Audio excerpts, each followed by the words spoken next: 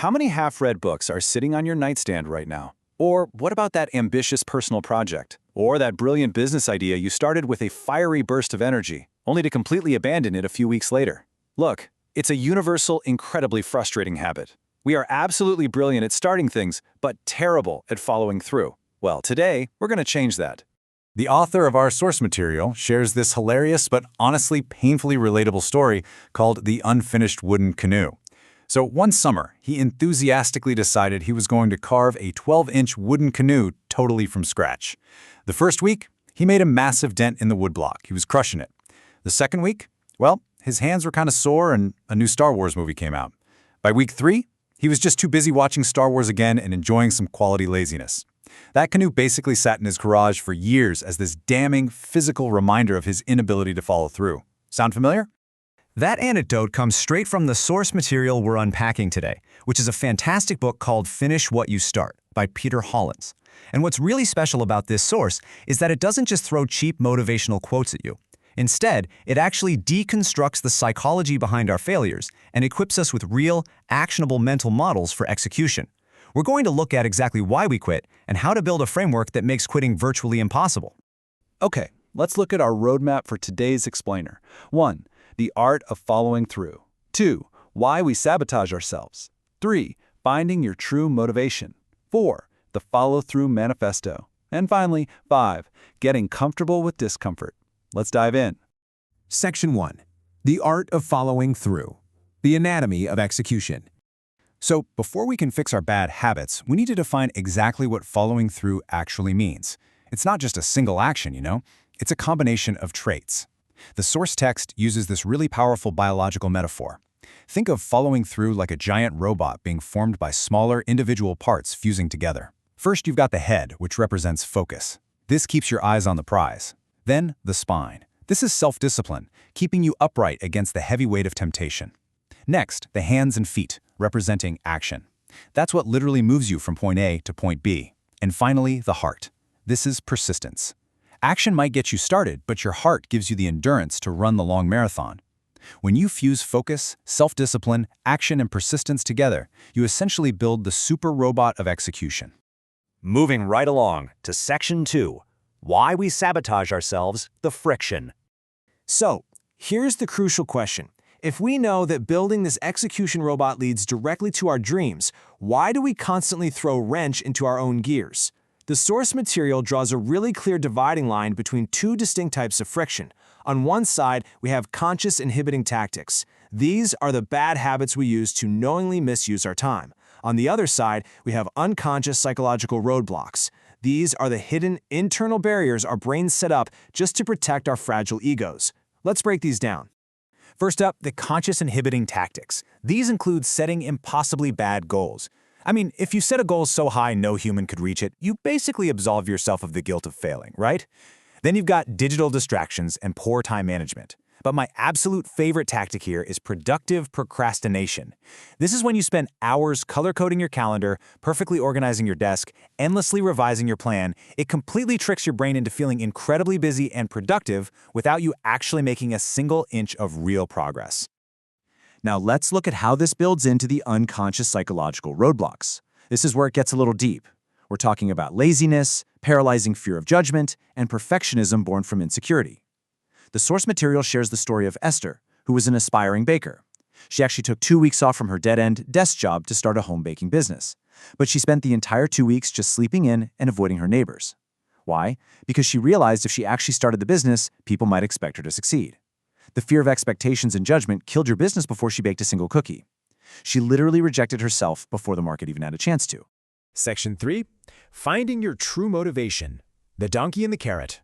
Man, that is a tough pill to swallow. So, how do we fix it? We have to generate a massive amount of drive to push past those deep psychological roadblocks. And we basically have 2 ways to do that. External motivators are the stick. These rely on avoiding negative consequences, like putting down a $500 deposit with a friend and telling them to keep it if you don't finish your project. You act just to avoid the pain of losing money. Internal motivators, on the other hand, are the carrot. These are your universal desires, how your life will improve, the impact on your family, the pure emotional fulfillment.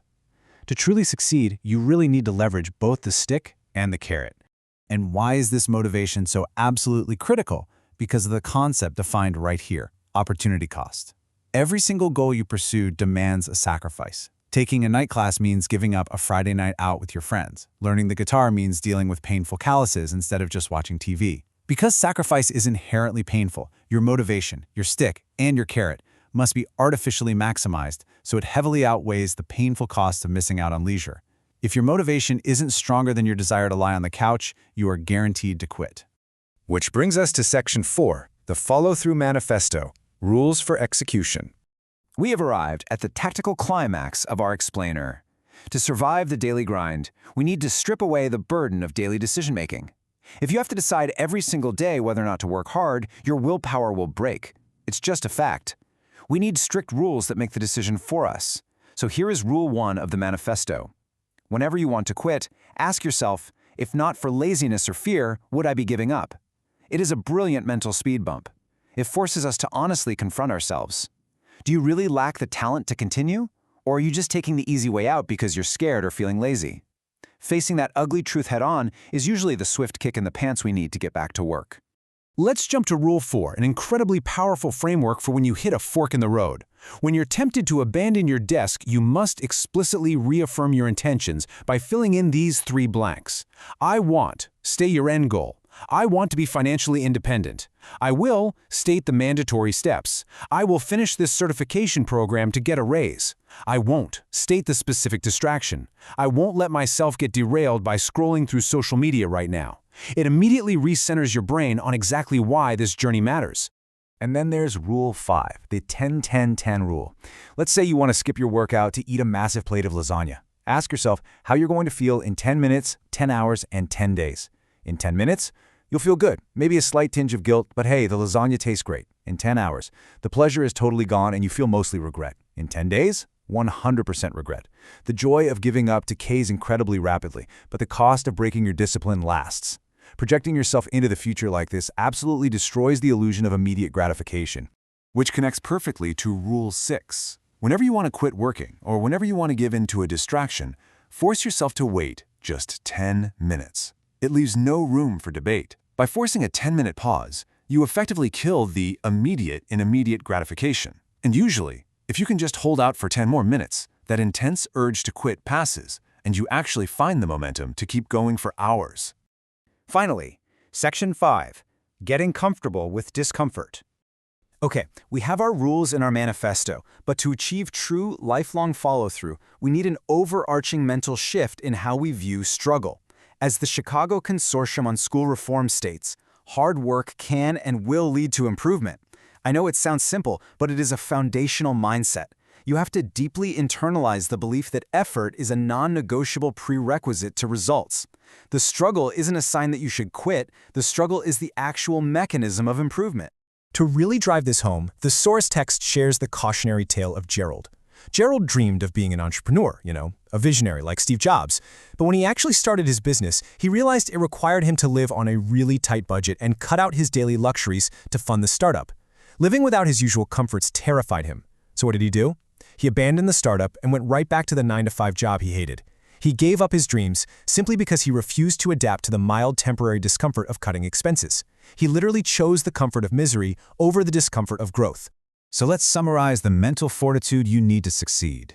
First, you must believe your actions have value, even when you don't see immediate results. Second, you have to understand that success inherently requires stepping into the scary, unpredictable unknown. And third, you must deliberately practice getting comfortable with discomfort. Because if you spend your life running away from anything that feels mildly unpleasant, you are basically guaranteeing yourself a lifetime of absolute stagnation.